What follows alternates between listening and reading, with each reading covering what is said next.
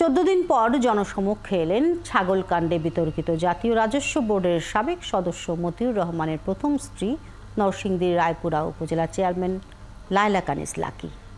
বৃহস্পতিবার বেলা 11টা থেকে দুপুর 1টা পর্যন্ত উপজেলা পরিষদ কার্যালয়ে আসন্ন এইচএসসি পরীক্ষা ও বঙ্গবন্ধু গোল্ড কাপ ফুটবল টুর্নামেন্টের প্রস্তুতি সভায় যোগ দেন তিনি।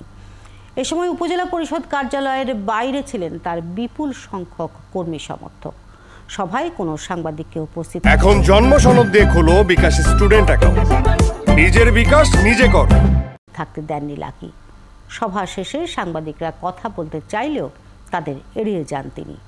গত ঈদের আগে মতিউর রহমানের দ্বিতীয় স্ত্রীর ছেলে ইফাতের ছাগলকাণ্ড সারা দেশে আলোচিত হওয়ার পর 14 জুন থেকে উপজেলা পরিষদ অফিসে অনুপস্থিত ছিলেন তিনি। রাজধানীর সরকারি তিতুমির কলেজের সহযোগী অধ্যাপকের চাকরি ছেড়ে বিনা প্রতিদ্বন্দ্বিতায় রায়পুরা উপজেলা পরিষদের চেয়ারম্যান হন লাকি।